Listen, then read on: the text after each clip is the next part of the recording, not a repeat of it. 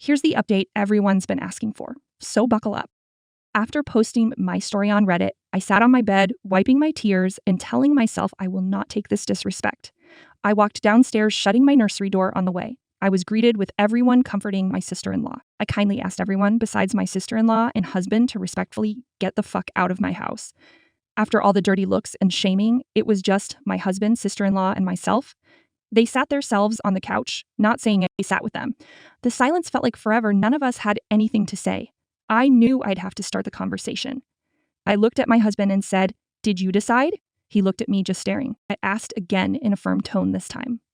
He ended up mumbling some sort of insult and I couldn't really make out what he said. Something with bitchy. I stood up and told them both to get out. Then they wanted to talk, telling me this is all a misunderstanding, they're sorry, blah, blah, blah. I grabbed a backpack from my shoe closet and told them to pack their shit. My sister-in-law told me I couldn't just make her leave. And I was a horrible person.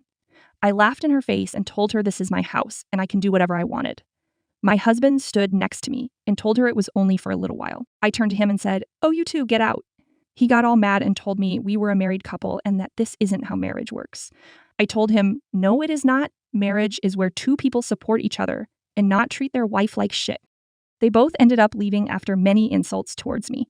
Oh, but wait, it's not over. This morning, as I was getting ready for a Zoom meeting with a few other coworkers, when my husband showed up, I let him in telling him to get whatever he needed and to go because I had to work. He started apologizing and telling me he wants to make it right.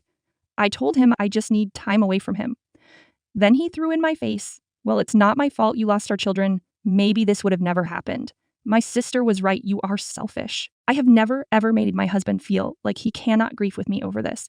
Never made him feel less than because of his pain.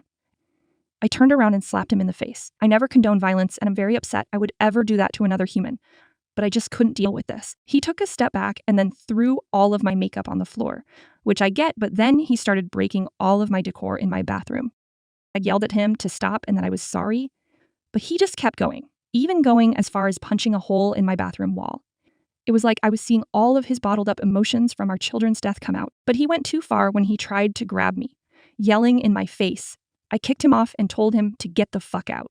He walked out of the bathroom and I watched him break a few more items as he left. The second he left, I had a panic attack, looking at the mess he made, to even just seeing how much he hid his pain. I called my mother and told her everything that has been happening. I don't talk to my family much due to some past trauma with them. She told me she was on her way the second she got here. I just broke down and she held me. Then she stood up and started taking pictures of everything he broke. I asked her what she was doing, and she turned to me and said, "We're suing this PO." I honestly didn't even argue. I was so hurt by everything my husband did to me. My mom packed up my computer and I grabbed a few outfits. My mom and I drove to a hotel and she insisted on staying with me. While I finished up work, my mom called a locksmith and my attorney. I will be divorcing him as well.